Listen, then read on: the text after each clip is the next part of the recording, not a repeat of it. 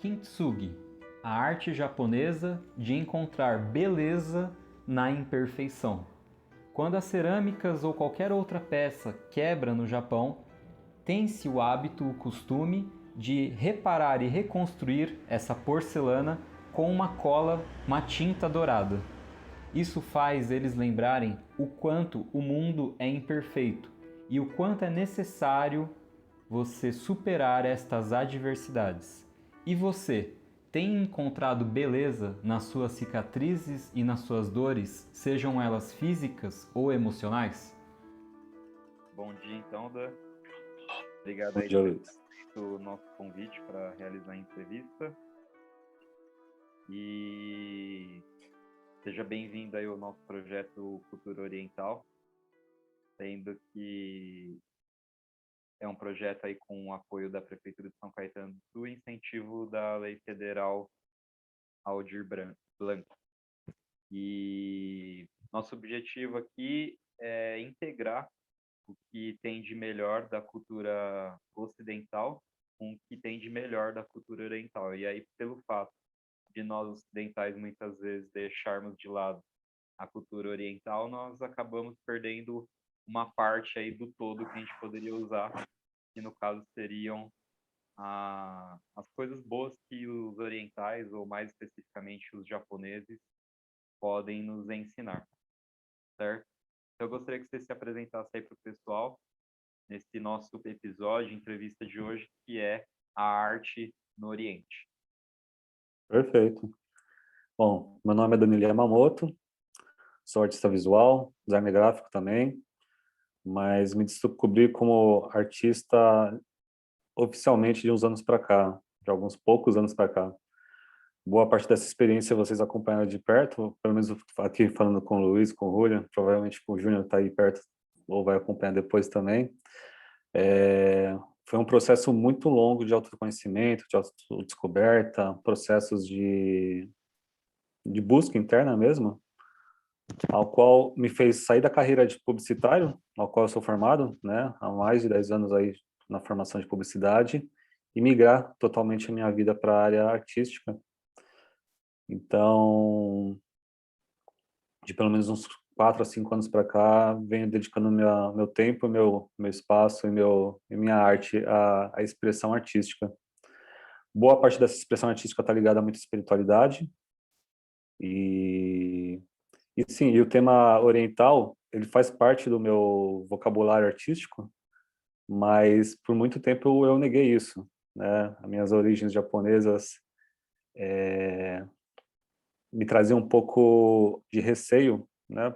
Exatamente por questões familiares, questões muito apegadas ao passado, mas é inerente, né? Inevitavelmente o tema japonês se apresenta para mim o tempo todo, e aí hoje eu consigo me expressar artisticamente através de boa parte desses conceitos japoneses, que eu acredito que a gente vai falar bastante agora sobre isso, né? Está muito ligado também à espiritualidade, conexão com a natureza, com a expressão de dentro para fora, né? Em vez de você absorver de fora para dentro, a expressão é da parte de dentro para fora. Enfim, é uma breve aí, introdução.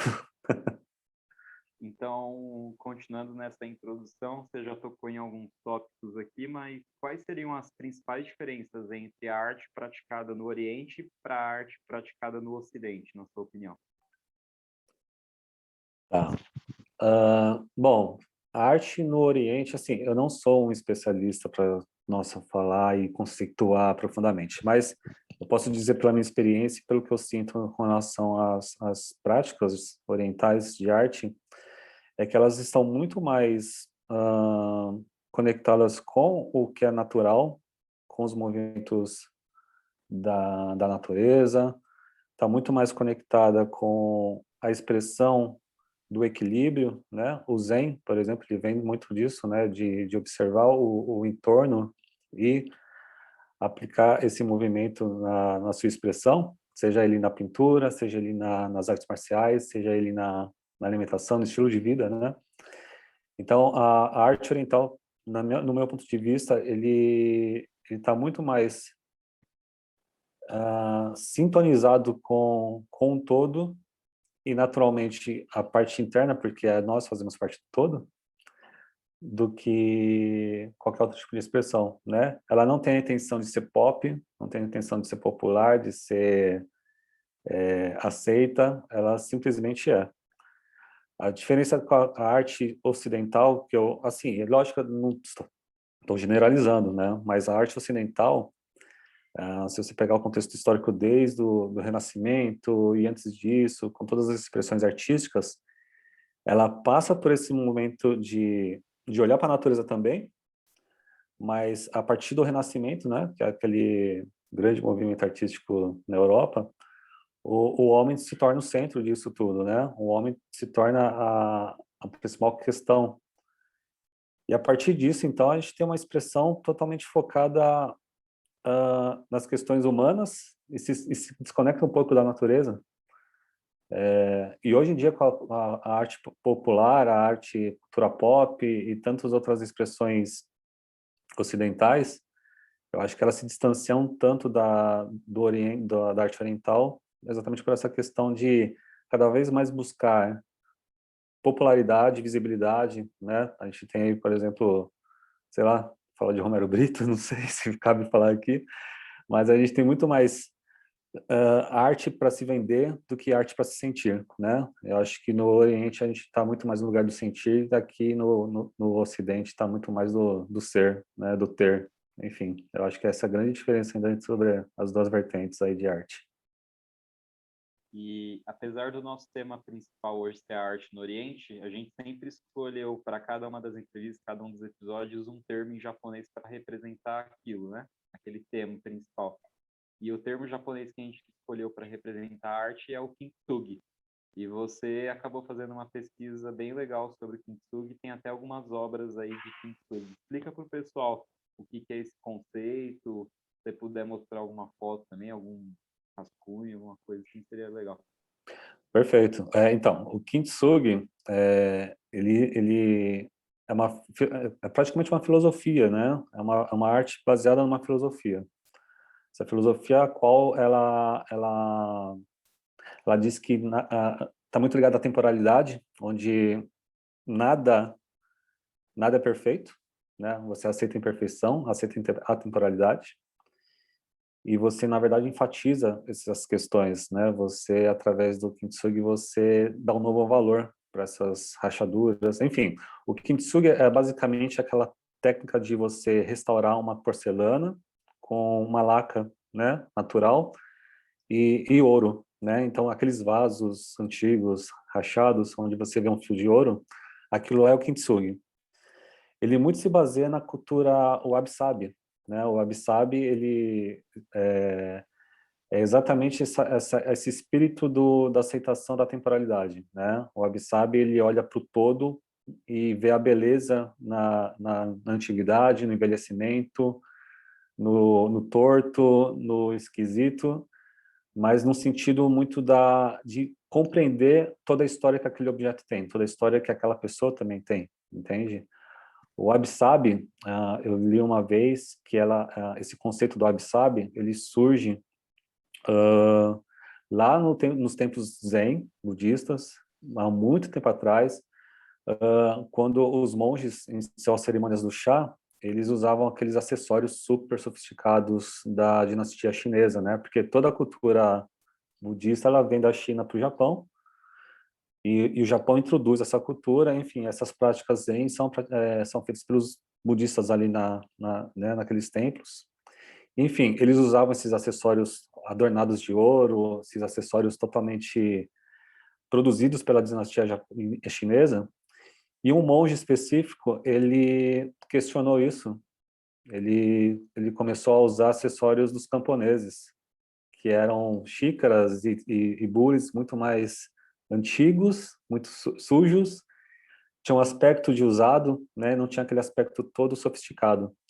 E ele dizia que a beleza estava naquilo, que a beleza era daquela simplicidade, que a beleza era muito mais presente numa história que aquele objeto passou do que simplesmente num adorno, né, super complexo. E isso foi introduzido naquela época, não tem um final feliz, porque segundo a história, diz que esse monge ele foi perseguido pelo imperador japonês também, e inclusive foi morto porque ele desafiou, né, toda a questão japonesa de comprar essas peças super caras e super sofisticadas, né, para a população. Enfim, ele acabou sendo morto, mas ele implantou esse conceito, e hoje o Wabi-Sabi, inclusive, eu estava vendo ontem, ele é uma tendência da decoração de interiores em 2021, né? Se você jogar tendências de design de interior, o Wabi-Sabi ele está presente, né? Aí, talvez 4, 5 mil anos depois desse acontecimento, ele é a tendência mundial de design de interior. E a partir do Wabi-Sabi, então, o Kintsugi ele se torna presente, porque o Kintsugi ele exatamente olha para o objeto dessa forma. Ele vê aquele objeto quebrado, ele vê todo o valor sentimental que tem aquilo e reconstrói com ouro.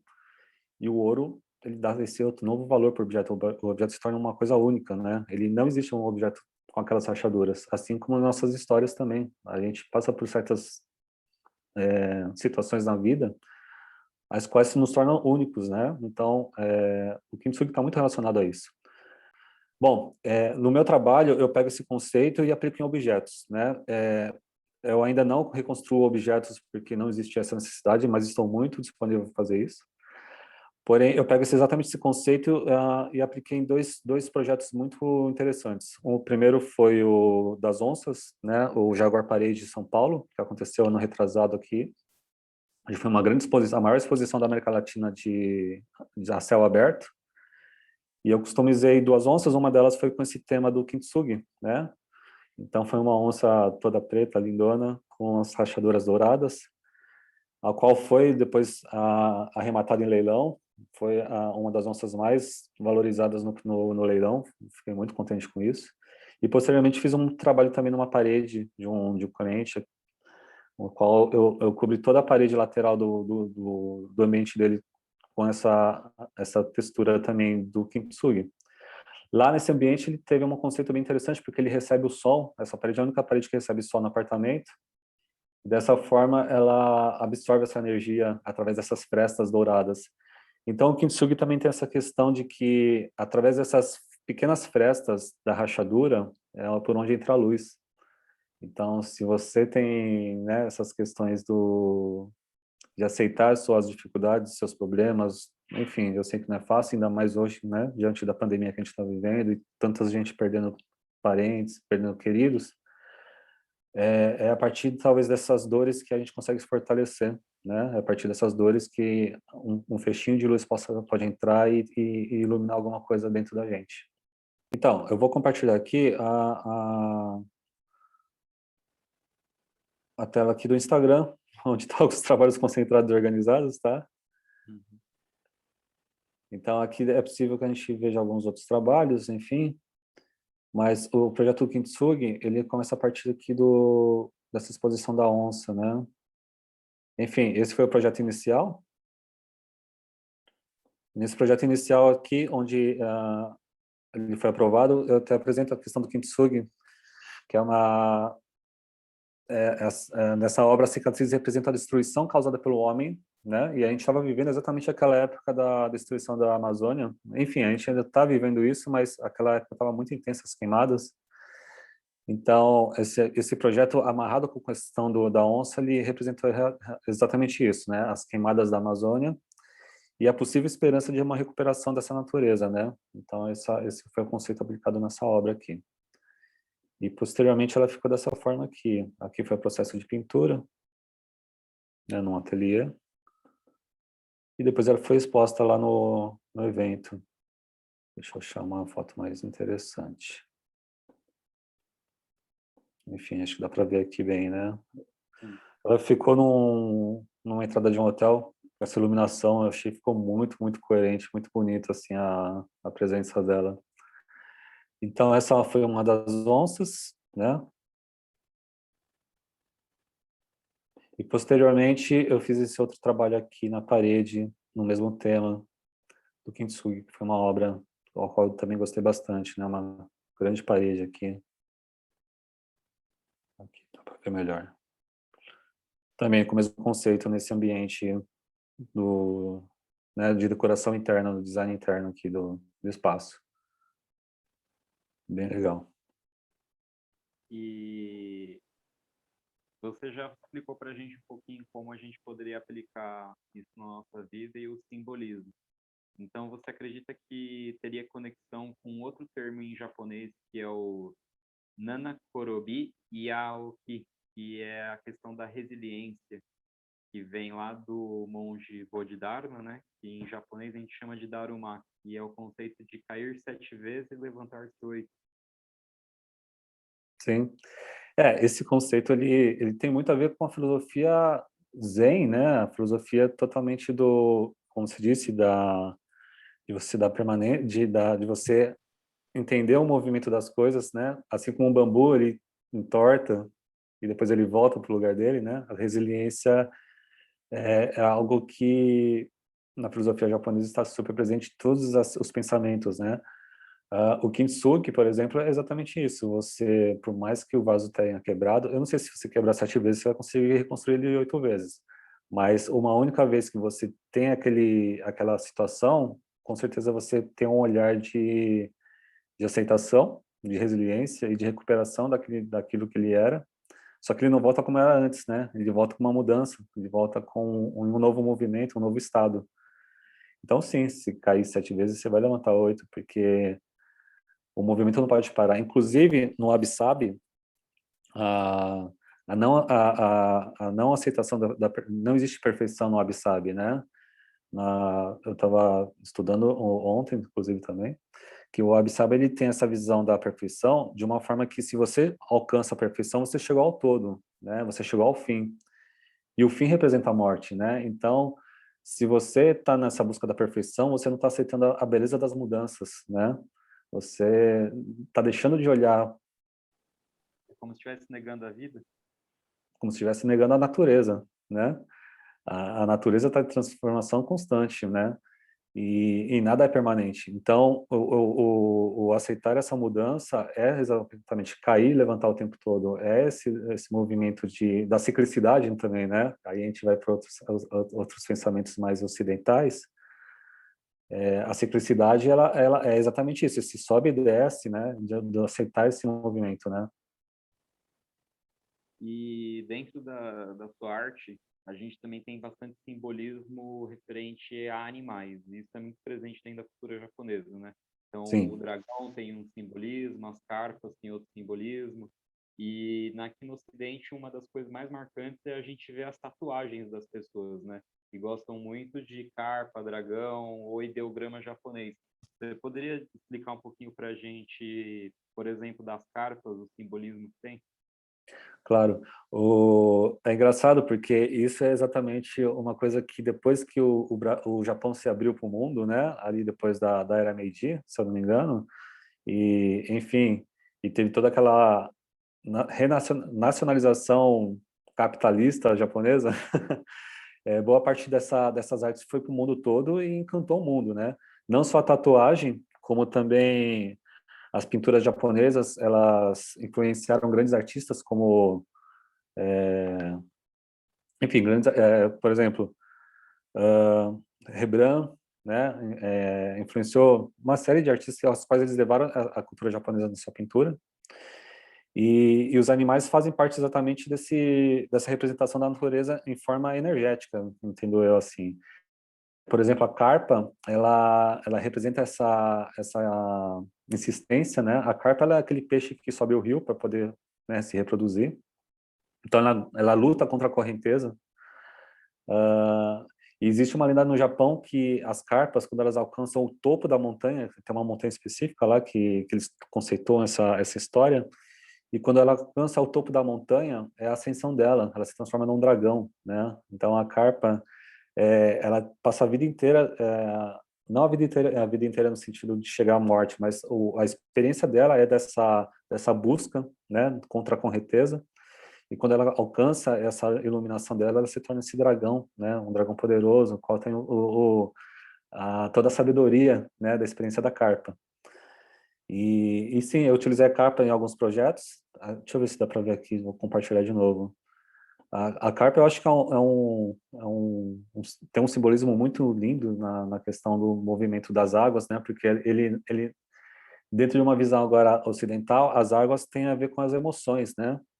E a partir do momento que a carpa ela nada por entre as emoções dela, ela busca autoconhecimento, né? A gente está o tempo todo negando nossas emoções, sendo que se a gente aceitasse o que a gente sente e compreendesse um pouco melhor os nossos sentimentos, essa questão do autoconhecimento seria muito mais fluida, como a água é, né? Deixa eu achar aqui a carpa. Acho que a pessoa está vendo agora o vídeo aqui vai ficar maluco, porque está descendo de uma forma muito rápida aqui. Enfim, aqui, ó, uma carpa, ela foi aplicada aqui num projeto de armário, junto com essas flores. E deixa eu ver se tem outra carpa mais nítida para se enxergar aqui. Será que for para cima?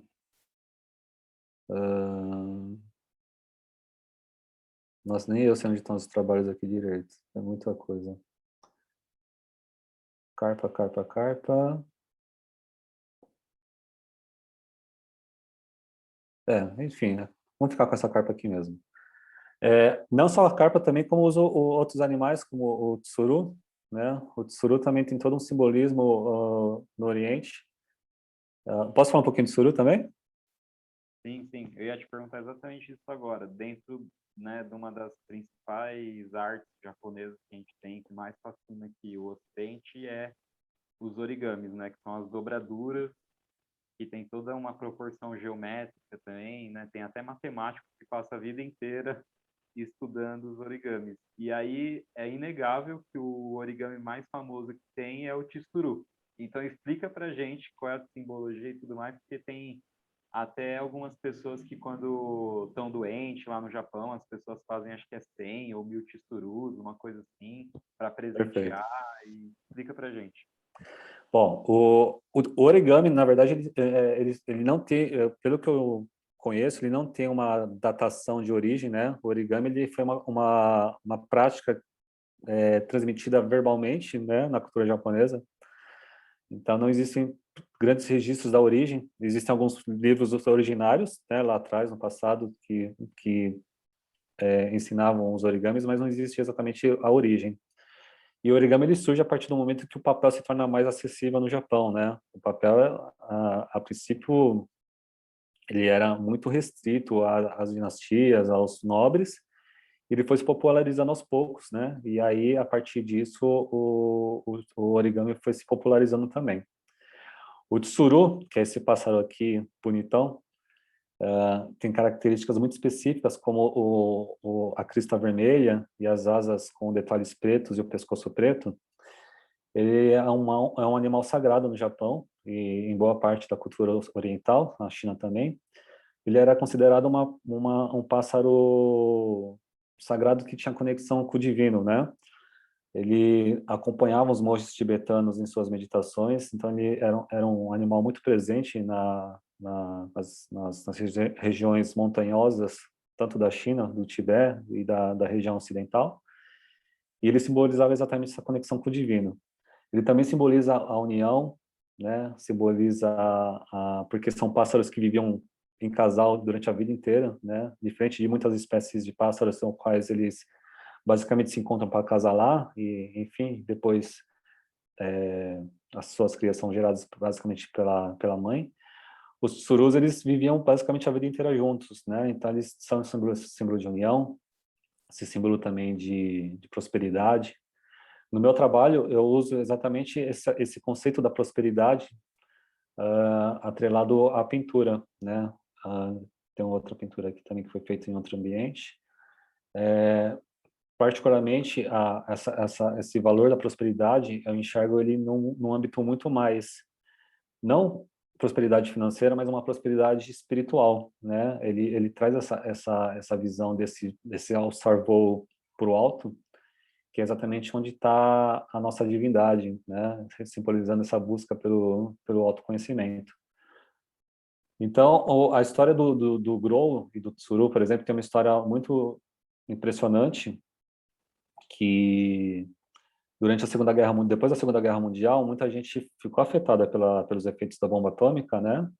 E e o qual muitas pessoas tiveram consequências muito pesadas, como câncer, né? Enfim, por causa da radiação. E tem uma história de uma pequena menina, uma garotinha lá no Japão, que foi vítima, né, dessas consequências, e ela começou a fazer as 1000 dobraduras dela. Então tem uma história no Japão, sim, uma história no Japão, a qual diz que quem conseguir fazer 1000 dobraduras realiza um sonho, né? Realiza um desejo. Então esse trabalho foi realizado por essa menina. Ela tentou fazer esses 1000 tsurus, essas 1000 dobraduras, e não conseguiu. Ela acabou vindo a falecer antes. E seus familiares, as pessoas próximas a ela, elas terminaram essas dobraduras para ela. E ela se tornou um símbolo do combate ao câncer no Japão. Então, tem uma estátua lá no Japão de uma garota segurando um grande tsuru de dobradura, qual simboliza esse combate ao câncer lá no Japão. É uma história ao qual o simbolismo da dobradura do origami representa hoje boa parte desse combate. E sim, tem toda essa questão por trás disso, dessa história de que quem consegue fazer essas 1000 dobraduras realiza um sonho. O projeto aqui que eu faço essas paredes, ele chama Mil Grows, né, o projeto Mil Grows, e tem esse objetivo de pintar 1000 pássaros pelo mundo, né? Eu estou aqui, acho que no 12º, 13º. A ideia é que vários artistas participassem e participem desse projeto, e parte do valor que né, arrecadado com esses projetos é doado para alguma instituição. Então, é um conceito, é um projeto bem legal. Vou ver se eu acho aqui outros surus. Então, tem esses dois aqui, só para poder mostrar um pouquinho mais dos projetos. Enquanto Tá. você encontra o próximo tsuru, uma das principais artes orientais também que originou-se na Índia, né? Mas que também faz presente no Japão, inclusive para a gente encontrar o nosso Ikigai, que é o nosso propósito de vida, a gente usa esse formato que são as mandalas.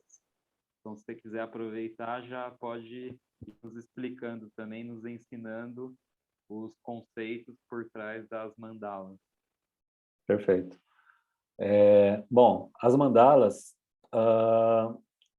inclusive eu tenho até uma apresentação aqui, não sei se vale a pena compartilhar um pouquinho do trecho da apresentação sobre mandalas, mas a mandala ela surge desde da era em que o ser humano compreende que ele é um ser humano, né? Desde do momento que ele compreende que ele tem algo, né, dentro dele.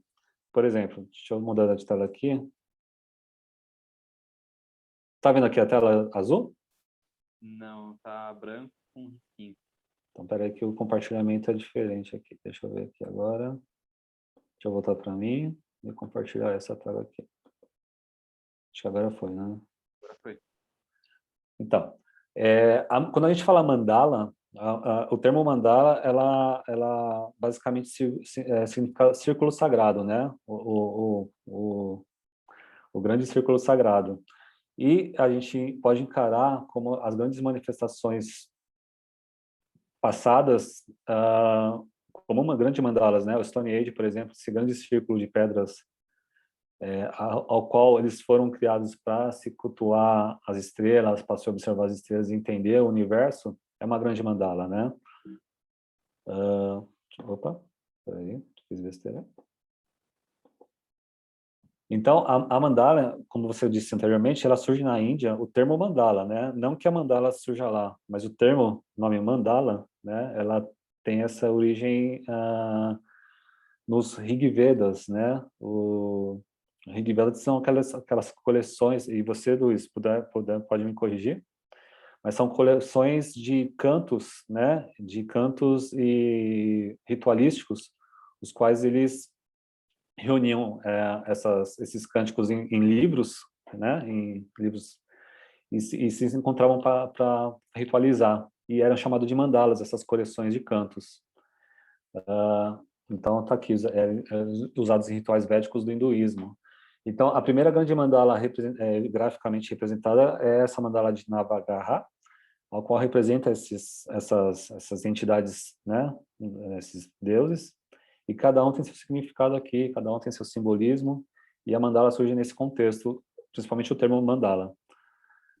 Ela também está presente na questão dos yantras, né? Então, você vindo historicamente observando esse contexto da mandala, ela se torna também esse simbolismo do divino através dos yantras. Então, a gente tem uma série de yantras também, as quais cada um simboliza uma questão divina, né? Um aspecto divino.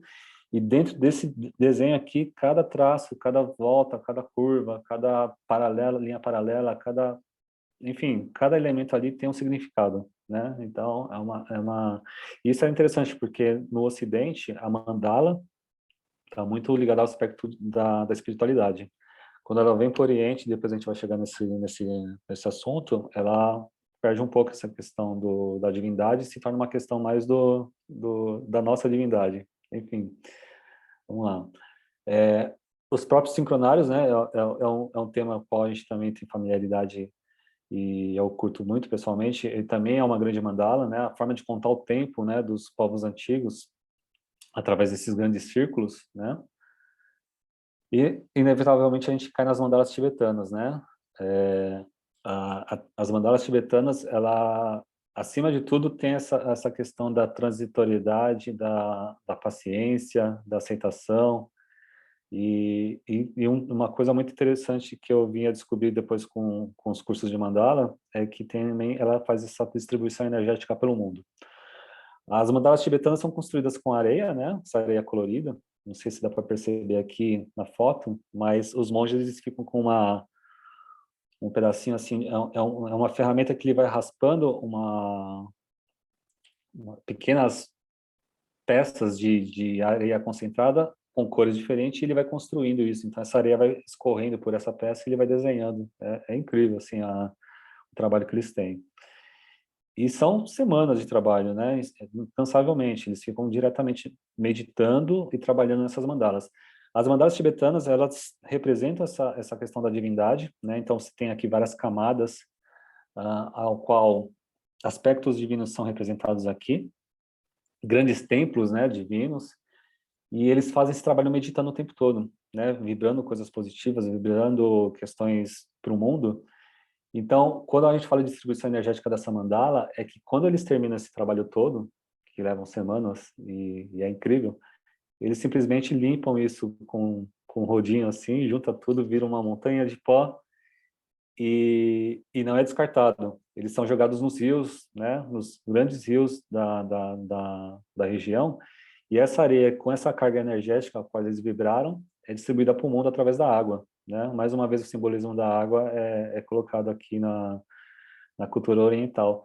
Então, todo esse trabalho que aparentemente as pessoas, né, quem começa a estudar, vê, nossa, ele tem todo esse trabalho e depois destrói, né? Tem a temporalidade, tem a questão do desapego, mas esse desapego ele tem um propósito, né? Um propósito de distribuir isso para o mundo, né? Então, pode ter certeza que séculos de trabalho estão por aí trazendo esse equilíbrio para o mundo, né? Através dessas mandalas.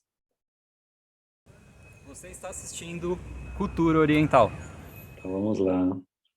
Bom, continuando então da onde a gente tinha parado anteriormente, a questão da mandala, ela transcende as representações gráficas do budismo, dos monges tibetanos, e vai para a arquitetura. Então, aqui, Borobudur é um grande templo budista na Indonésia. Foi construído ali no século VII até o século IX. Então, cara, se você olhar de perto essa foto, enfim, depois pesquisar no Google, cada bloquinho pequenininho que tem numa camada ali, ela é enorme. A entrada desse templo aqui, se você tentar enxergar o tamanho das árvores aqui embaixo, é muito pequena perto dessa grandiosidade. Então, Borobudur, ele é uma mandala em três dimensões, e é interessante como aqui a gente consegue observar exatamente o conceito da tridimensionalidade da mandala. O ponto central da mandala é o ponto mais alto, né? É o ponto que está conectado com o divino também. É o ponto ao qual ele busca essa conexão com a divindade. Então, quando a gente constrói nossa mandala, aí eu estou trazendo um pouquinho dos conceitos do meu curso de mandala, tá? Quando a gente constrói nossa mandala, a gente sempre começa a partir do centro, né? Dificilmente, não que é uma obrigação e nem é uma regra, você pode começar a sua mandala de onde você quiser, mas quando a gente busca um trabalho de autoconhecimento através da mandala, o seu desenho ele começa a partir do centro, né? É a sua base, seu self, seu eu. E aí depois a gente pode até falar um pouquinho sobre essa questão do self e como que ela se apresenta na psicologia junguiana. Mas aqui nessa foto, por exemplo, de Borobudur, a gente pode ver que o ponto mais alto é o centro e ela vai se distribuindo, né, como uma grande pirâmide. Aqui embaixo dá para ver a visão cortada da lateral desse prédio. Então você vê que são várias camadas que vão descendo. E as mandalas, quando a gente observar umas mandalas, a gente pode entender que se você pegar o centro dela e puxar para cima, ela se torna essa pirâmide também, né? A gente tem essa visão 3D da mandala. Deixa eu voltar aqui.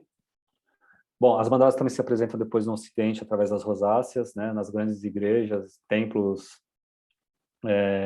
ocidentais. E é bem interessante porque as rosáceas, ela tem um conceito interessante que elas são grandes janelas nos templos ocidentais, nessas igrejas medievais, igrejas ortodoxas, ao qual é a passagem de luz, né? Então, essas mandalas, elas capturam a luz externa, essa vibração externa e traz para dentro, né? Reconfigurando essa luz de uma forma harmônica. Não que ela não seja harmônica lá fora, mas ela aqui você coloca uma intenção, né? A partir do momento que você cria essa mandala, você coloca uma intenção nessa luz que está entrando. Então é bem legal. E se você pesquisar por rosáceas, você vai ver trabalhos lindos, lindos de vitrais e coisas muito espetaculares, assim, quais o Ocidente adaptou. Mas foi o que eu comentei anteriormente, o Ocidente, diferente do Oriente, ele não encara a mandala como um aspecto divino, né? Você não tem aqui representações de divindades e nem de aspectos da divindade.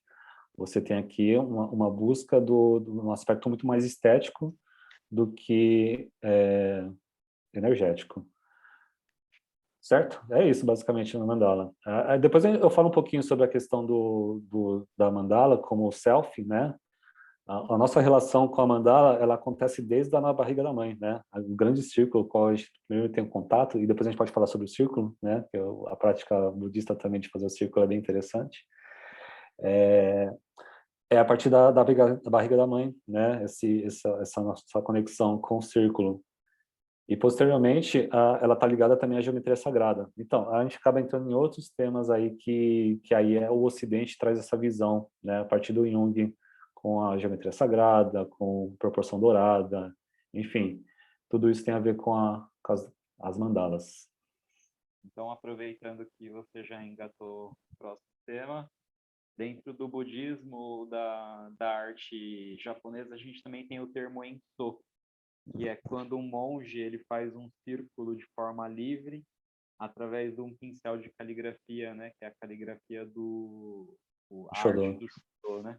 Então explica pra gente essa questão do círculo e do vazio dentro da arte japonesa. Então, esse é um tema mais complexo, né? Assim, o vazio ele está presente de uma forma ao qual surpreendeu o Ocidente quando foi descoberto, né? As pinturas japonesas, ukiyo, se eu não me engano, esse é o termo, você pode me corrigir porque você deu uma olhada nisso, né? Aquelas pinturas, as gravuras japonesas, né? As gravuras japonesas usam muito da questão do vazio, né? Exatamente para poder simbolizar essa relação com o todo, né? Você não precisa ser o tempo todo cheio, presente, o tempo todo intenso, né? O vazio ele é importante exatamente por essa questão da aceitação, né? Então, quando os monges desenham aquele círculo, uma pincelada só, dizem alguns historiadores que também alguns usavam duas pinceladas, enfim. Essa questão do vazio ela se acentua porque é um momento ali de tanta concentração, de tanta presença, que ele se torna aquele vazio, né? Você faz parte desse vazio. Então, aquele diretor do estúdio Ghibli, esqueci o nome dele agora, me perdão, porque é um grande diretor, deixa eu até pesquisar aqui, peraí. Diretor Ghibli. Ele traz esse conceito muito, muito do vazio, né? Nossa, caraca, esqueci o nome dele, hein? Aqui, ó, o Miyazaki. né? O diretor do Estúdio Ghibli, ele traz muito desse conceito do vazio nas suas obras de animações, que são os animes, né? Então, o vazio você pode pegar qualquer filme do Estúdio Ghibli, que a gente tem aquele Totoro, a Viagem de Chihiro, tem uma série de animes que são extremamente lindos, exige uma certa compreensão da cultura japonesa para você entender aquelas histórias também, né? Lógico que você não precisa ser estudioso, mas é de uma sensibilidade tão profunda que, que o vazio se torna presente exatamente para poder expressar sentimentos, né? A gente aqui no Ocidente está acostumado a ver filmes e animações e desenhos, aquela coisa, explosão o tempo todo, e movimento, e tudo acontecendo ao mesmo tempo, mil coisas acontecendo ao mesmo tempo. E o Ocidente traz essa visão exatamente de que para você sentir algo, você não precisa estar exatamente extrapolando o tempo todo. Você pode estar no vazio, no silêncio, no espaço em branco. E esse espaço em branco é o que faz a gente contemplar exatamente o presente. Então, é muito interessante porque você pode ver entrevistas desse diretor, o qual ele questiona exatamente a arte ocidental com essa excessividade, né? Com esses excessos que ao mesmo tempo parece mascarar algumas coisas, esconder, né? E o Ghibli não, as produções dele são muito cruas nessa questão de efeitos e super movimentos. Não, o tempo todo ele traz reflexões, questionamentos, personagens parados ao mesmo tempo no mudo, assim, em silêncio, porque esse é um momento também muito importante de uma história, né? Porque as histórias não são o tempo todo intensas e a vida não é assim. A vida precisa desses movimentos sobe e desce, de espaço, do vazio, né? E você citou o Kyoe, né? E o que é, exatamente. E o que é o Sumie? Sumie. Bom, voltando para o Yukimi-oe, depois seria até legal, enfim, escrever isso direito, são as gravuras, né, ao quais eles faziam com tábuas de madeira. Então, você tinha gravuras, você tem hoje, né, até hoje o pessoal produz, mas hoje é muito mais digital, o pessoal usa o estilo, o Kimi-oe, para fazer produções artísticas.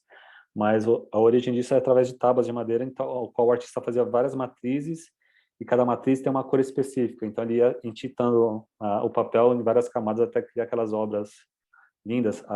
Uma famosa obra é aquela onda, né? A onda na Kagawa, talvez, eu não lembro o nome da onde, como chama essa obra, mas é aquela onda azul gigante que tem uma montanha no fundo. Essa é a mais famosa a expressão artística dessa linguagem. Tem outras também. E o Sumie, ele está ligado muito mais à questão do Zen, da pintura minimalista, né? O Sumie, ele toma como base o uso da tinta preta, né? A base de carvão e de minérios pretos, enfim, de materiais muito naturais, e numa pincelada só você resolve aquela pintura. Eu digo uma pincelada só porque quando você vai fazer um pedacinho do bambu ou uma folha do bambu, você simplesmente faz um traço. Não é aquela coisa que você vai desenhando, pintando até formar alguma coisa. E isso é muito interessante porque eu aprendi com a minha amiga a Tânia Turcato, que é uma artista aí de São Caetano também, nossa amiga aí da estação. Ela me explicou uma vez que o sommelier, a busca do sommelier é de você estar cada vez mais conectado com a natureza. Quando você está pintando um sommelier, você está tentando compreender a natureza.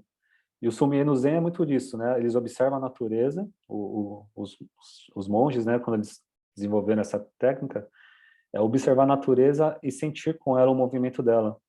Então, quando você está pintando o sommelier, você tenta entender como que o bambu se desenvolve, né? Como o bambu cresce. Então você vai do movimento natural, você começa da base, faz os galhos, depois faz o fiozinho de um galinho. Então nunca você vai puxar de fora para dentro, é sempre de dentro para fora, porque a natureza é assim, né? A natureza se manifesta dessa forma de dentro para fora. E aí a gente pode voltar para a questão da proporção dourada, né? No sumir é a mesma coisa, você faz a sua expressão sempre pensando em como que a natureza se comporta ali. E o sommelier, ele tem essa beleza estética do minimalismo muito bem resolvida, né? Porque você, através de um traço, você tem luz, sombra no mesmo lugar. Você percebe ali como a integração da luz e da sombra faz parte da mesma coisa, assim como a gente é, né? A nossa parte, o nosso lado luz e o nosso lado sombra faz parte da gente, a gente aceitar esse movimento.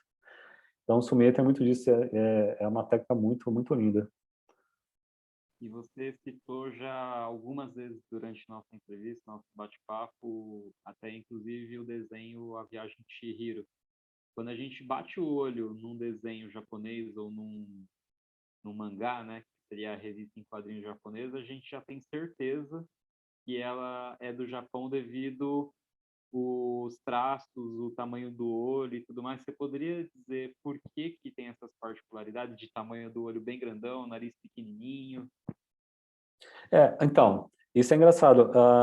O mangá, ele surge a partir dessas telas, desses desenhos anteriores, né, que são essas gravuras.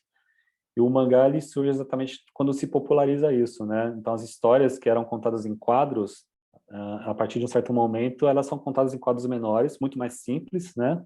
São pequenos desenhos.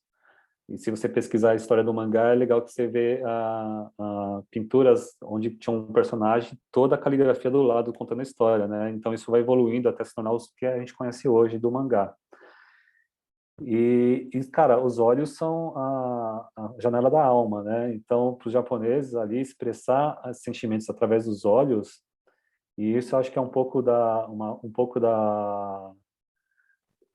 do aspecto físico deles, né? Porque os japoneses têm olhos puxados, né? É muito estranho, né? Exatamente uma comunidade qual tem olhos fechadinhos, puxadinhos, se expressar através de olhos tão grandes, né? Nos seus desenhos. Então, o mangá tem exatamente isso. Ele traz essa expressão através dos olhos, né? Então, o olho serve exatamente para...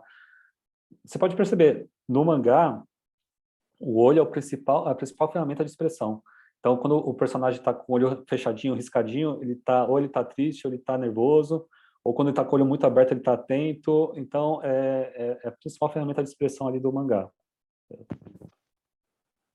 E dentro da arte japonesa, né, já entrando um pouquinho na questão da arquitetura, a gente tem também a questão de quando a gente olha para um templo japonês, quando a gente olha para uma casa japonesa, a gente já sabe que aquela casa é do Japão. Ninguém precisa falar para a gente, isso daqui é uma casa no Japão. Você já olha e fala, não, isso daqui é lá no Oriente, seja no Japão ou na China, eu já tenho certeza que isso daqui é uma casa lá no Oriente, por causa do formato do telhado e tudo mais. Você poderia explicar para a gente por que tem essas questões na arquitetura que faz a gente já ter certeza que são japoneses ou chineses?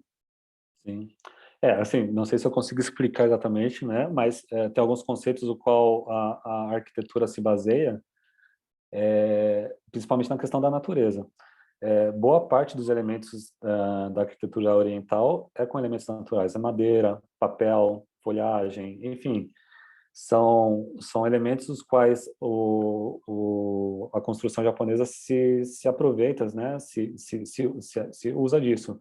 A gente comentou, né, que os telhados eles têm aquele formato exatamente por questão da neve também, né? Não são só estético, né? Ele tem um porquê. Diferente do Ocidente, onde a gente, principalmente a arquitetura rococó, né, qual a gente consegue ver que, literalmente, quando a gente fala o termo rococó, é exatamente esse super adornamento, né, essas questões super... Eu vou até parar de interromper, peraí, tirar aqui, porque já não tem muito a ver. Então, apesar que aquela tela ali tinha muito rococó, mas enfim, no Oriente não, tudo tem um porquê, tudo vai para o minimalismo. O minimalismo é um termo ocidental também, ao qual se aproveita exatamente desses pensamentos, mas naturalmente o Oriente ele é minimalista nessa questão da ir para a essência, né, de buscar essa essência, que tem muito a ver com o wabi-sabi também, que é um conceito muito antigo ali oriental, o qual ele se distribui em várias vertentes de expressão no Japão. Então, os telhados naquele formato com aqueles beirais, né, todo encurvadinho assim, esteticamente é incrível, mas ele tem uma função ali também que é de segurar essa questão da neve, o aproveitamento do bambu, que ele é flexível na construção, as folhas de papéis nas paredes, que tem uma questão térmica também muito interessante. Então, tudo ali na arquitetura japonesa tem um porquê diferente, assim, não que é extremamente diferente do Ocidente, mas ela é muito mais profunda no meu ponto de vista, é muito mais, tem um porquê muito mais manifestado ali, né? Ah, enfim, a gente tem hoje, até hoje, grandes templos feitos só de madeira, que resistiram a séculos de construção, os quais hoje a gente vê prédio que não dura 70 anos, né?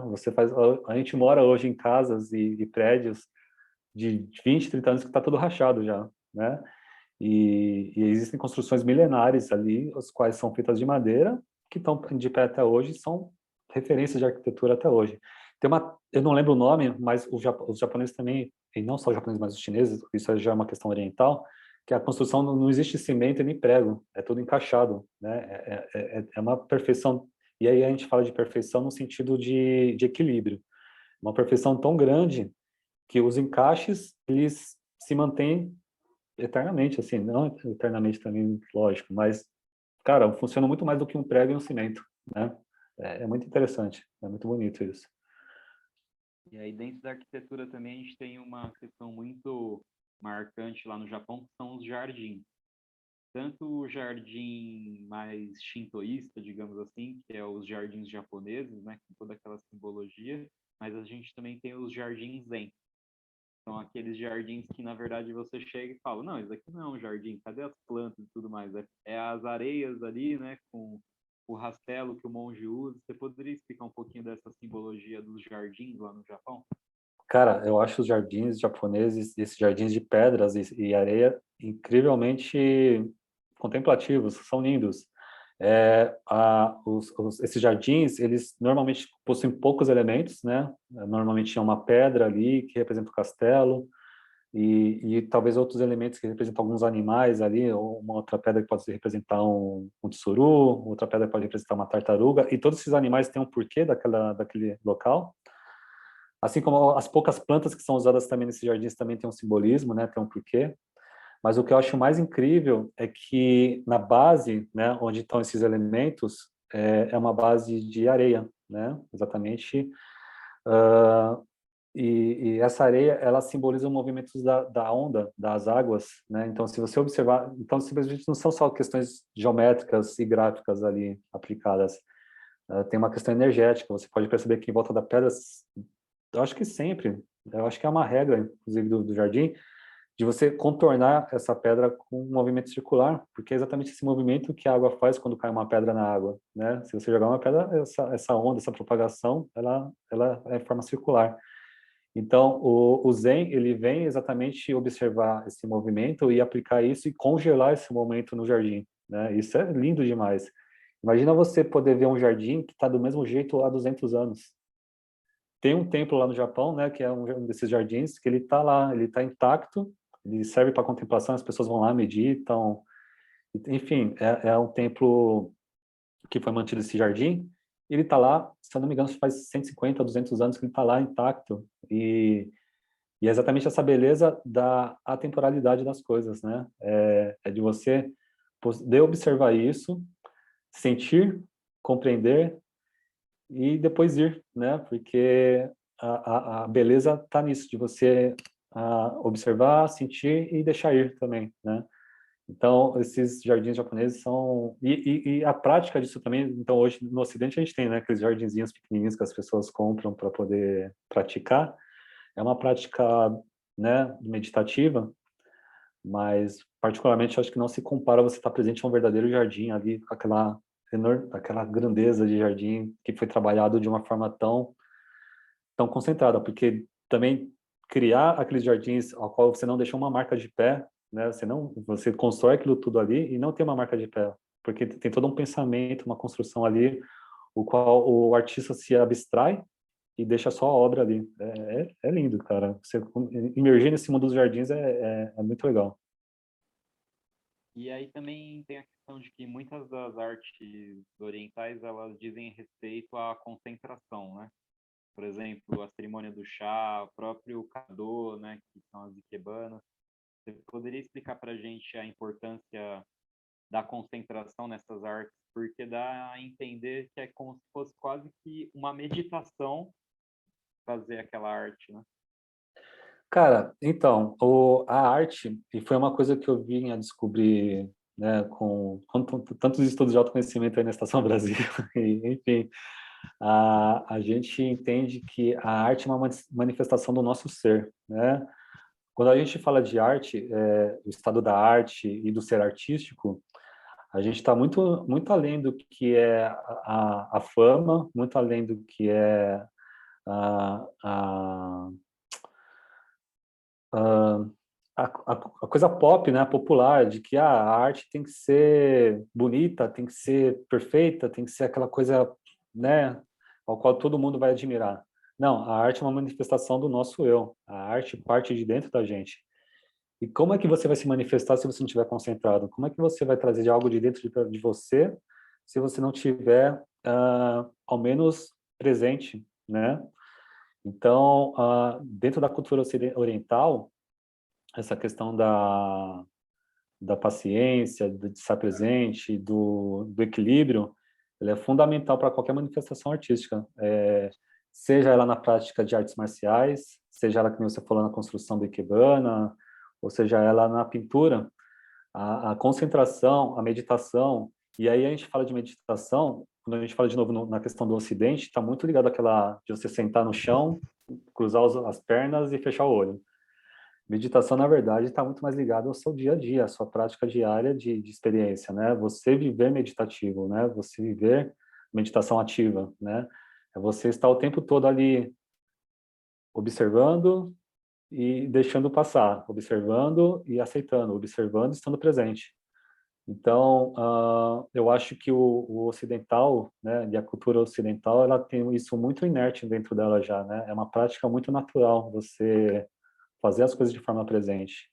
Coisa que no Oriente, no Ocidente aqui, a gente perdeu muito, né? A gente está nessa busca aqui no Ocidente, então se inspira muito no Oriente por causa disso, né? A gente pode ver hoje os grandes empresários, os grandes holdings, né, as grandes empresas buscando essa questão de valores ocidentais para os seus colaboradores aí, né?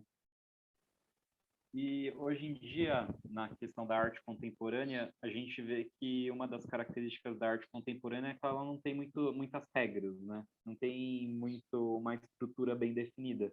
É uma arte mais livre na qual cada um se expressa da forma que achar mais confortável, mais pertinente.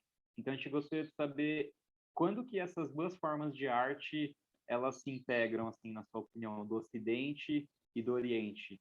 Dá para ter uma obra de arte na qual a gente consegue expressar tanto um pouquinho da arte do Oriente quanto da arte do Ocidente? Eu acredito que sim, Luiz. Assim, eu acho que eu gosto muito da questão também assim da gente ser livre, né, para se expressar. A arte, no meu ponto de vista, não precisa ser regrada, não precisa ter a forma certa, porque o certo também não existe. Quando eu dou curso de mandala, eu falo para as pessoas, gente, vai fazer a mandala, não precisa, não tem a forma certa. Se expressa, vai fundo, né? O seu ser já é artístico. Mas o interessante é que no Ocidente você tem conceitos que super valorizam movimentos, né? Você consegue acoplar conceitos orientais e pensamentos e formas de se ver o mundo numa expressão artística. É lógico que aqui no Oriente a gente tem hoje o abstrato, né, o abstracionismo e já existe até também o figurativo abstrato, o qual eu também pratico um pouco. São coisas muito soltas, o qual você pode simplesmente jogar tinta e a partir daquela mancha você vai se expressar, né? Eu não vejo nenhum problema nisso. Mas trazer valores ocidentais, trazer conceitos, te traz uma base tão mais rica para a arte que acho que vale muito a pena você integrar, sim. Eu tento fazer um pouco disso no meu trabalho, né? Então, por exemplo, os surus são aqueles pássaros que eu pinto, eles não são pássaros literalmente japoneses. Se você pegar a arte japonesa e a arte ocidental, você vai ver que os surus são representados de uma forma muito mais tranquila ali, eles estão de cabeça dobrada, perninha dobrada, normalmente eles estão no lago, e são muitas vezes pintados da forma do sumiê, né, só com traços simples. Eu pego esse conceito dos surus e trago para o Oriente, para o Ocidente, numa representação muito mais gráfica, numa linguagem muito mais pessoal. Então, eu acho que é possível sim, até porque eu pratico isso. Então, Fica mais é, corrido, né? Parece que tem mais vida e mais movimento, né? tem, e conversa exatamente com o Ocidente, né? Não que a arte oriental não converse, lógico, conversa e encanta, mas para minha expressão seria, eu não sou um zen, nem sou um budista, nem sou um monge, para falar, eu pinto igualzinho eles, porque aquela prática, aquela pintura exige anos e anos e anos de estudo, anos de concentração, anos de experiência, e tem que ter um mestre por trás também ali que vai ensinar tudo aquilo. Então, seria muita pretensão falar, eu faço arte oriental. Não, não faço. Eu faço inspirada no Oriente, né? E eu acho que isso é totalmente possível, porque a gente está no mesmo mundo, é o mesmo universo, a gente está no mesmo lugar, né? Assim como também as mandalas, o sumie, por exemplo, é mais complexo, porque você faz sumie de uma forma pessoal, não existe isso, porque o sumie é sumie, né? A, o Ikebana é o Ikebana, né? Agora, você pode se inspirar no Ikebana. Você pode ver hoje muitos vasos que se inspiram no Ikebana, mas não é Ikebana. Mas pode se inspirar. E nem por isso deixa de ter um conceito por trás, né? E quais são as artes que existem assim no Japão, por exemplo? Poderia citar mais alguma delas? A gente já falou sobre o origami, a caligrafia, né, que é o Shodo, a Shodo. motivação, são os arranjos florais. Tem mais algumas outras que você poderia citar para a gente? Cara, a expressão artística a gente tem de monte, né? Desde a música, do teatro, né? Existem específicas expressões. Eu sei que no teatro tem aquelas expressões as quais eles contam histórias do cotidiano. Tem outras expressões do teatro que falam sobre as questões masculinas e suas fragilidades. Tem outras que falam mais sobre a questão da história. Enfim, na música também, aquelas músicas super contemplativas também são um movimento artístico que só existe no Ocidente e que você só vai encontrar lá, né? Muito inspirado também pela origens indianas e depois passando pela China e Japão. Outros movimentos artísticos, a gente falou do mangá, do anime também, que são expressões muito mais atuais, que são consequências dessas pinturas, dessas gravuras japonesas. A partir do momento que você pega o anime, o anime não, o mangá e começa a animar ele, né? A gente tem o anime também que, que também surge no Japão. Deixa eu pensar aqui, o que mais que a gente tem? Tem os tambores, né, que é o taiko. Sim, taiko, cara, você estar presente numa apresentação de taiko é incrível, né? Você vibra junto ali, né? Aqueles tambores batendo, o seu coração bate junto ali, não tem como, né? E é interessante que os tambores são ferramentas que surgem em várias culturas diferentes que têm a mesma intenção, né? De vibrar com o coração, né? Então você pega os tambores africanos, tambores indianos, tambores orientais, tudo bate da mesma forma, né? É muito interessante isso. Cara, não consigo lembrar agora mais de expressões que a gente possa trazer, não. A gente falou bastante coisa aqui já.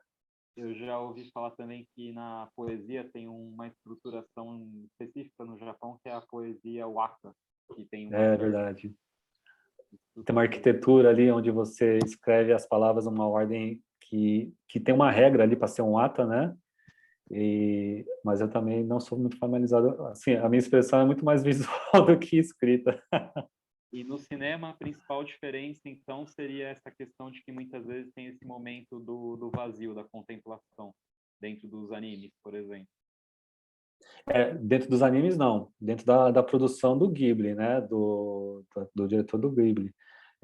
Hoje, eu enxergo que a cultura japonesa atual, contemporânea, tem muito da extrapolação desses conceitos também, né? A gente fala que no Japão é tudo zen, tudo tranquilo, não. Vai lá para Tóquio para você ver o que é confusão, o que é caos, né? Aquelas luzes e pessoas fantasiadas e cor e tudo mais. Então, é engraçado como a própria cultura ela se transcende e se manifesta no outro extremo também, né? Então, você vai pegar um anime também, dependendo do anime que você vai assistir, cara, é uma loucura. Personagem voando para tudo que é lado, coisas explodindo, se transformando, virando energia e voltando, enfim.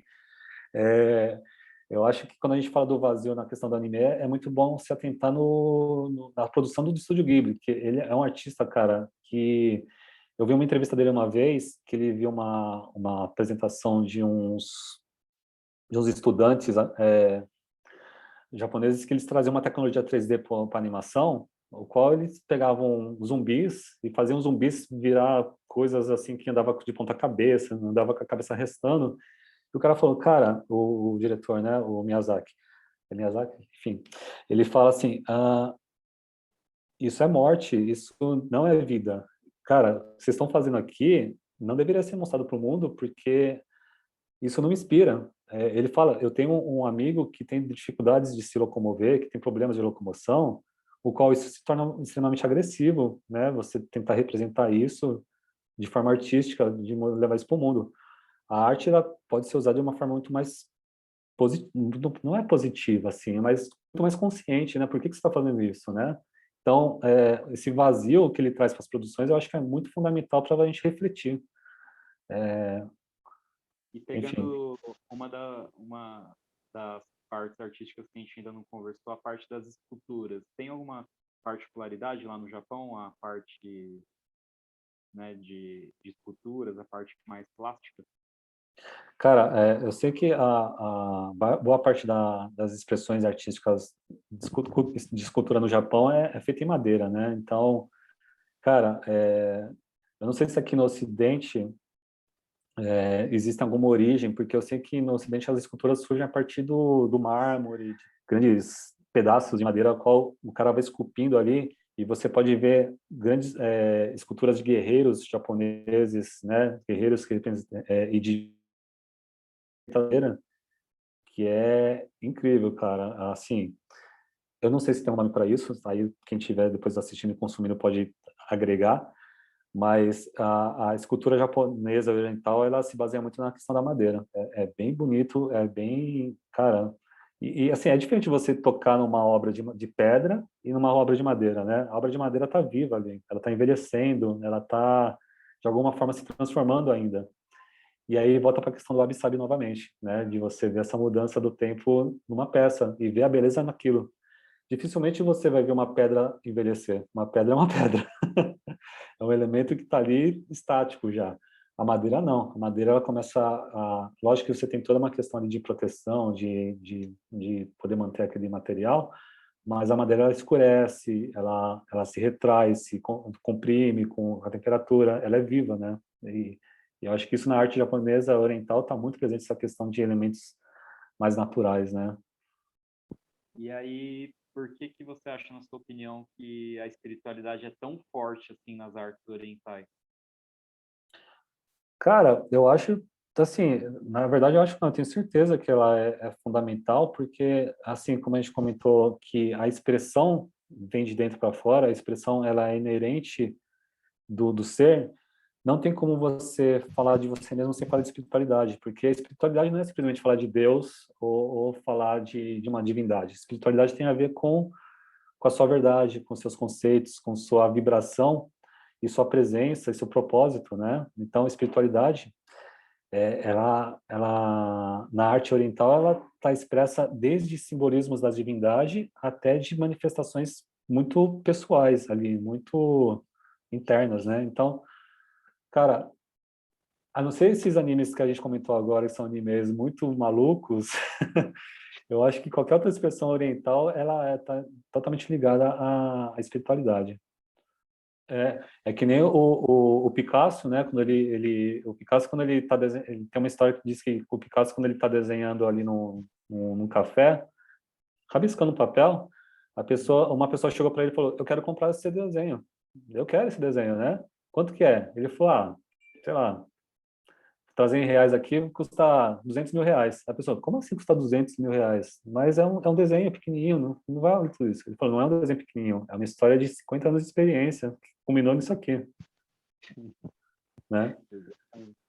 Dan, a gente tem mais 3 minutos e antes da gente finalizar, a gente esqueceu de falar de um episódio inteiro que a gente vai ter aqui, que é a arte marcial. A arte marcial também é uma arte, né? Uma forma É de expressão verdade. de arte. Total, total. A gente fala de arte, a gente está falando de expressão do corpo, expressão do ser, né? Então, quando você fala da arte marcial, é exatamente aqueles movimentos, o qual tudo tem um porquê, né? Também é exatamente uma arte bonita, porque, cara, você se expressar com o corpo, seja lá na dança, no teatro, no canto ou no desenho, é você colocar seu ser para comunicar com o mundo, né? E a arte marcial é muito disso. Sempre fala da troca, né? Dan, queria agradecer demais aí pela entrevista. Acho que a gente tem mais um minutinho aqui. Então, muito obrigado de coração. Foi muito engrandecedor aprender tudo isso daí com você e eu acredito que o nosso projeto, o programa vai ficar belíssimo. Obrigado, viu, pela sua participação. Eu que agradeço a oportunidade, meu irmão. Fiquem todos com Deus. Obrigado, pessoal. Até a próxima aí. Valeu.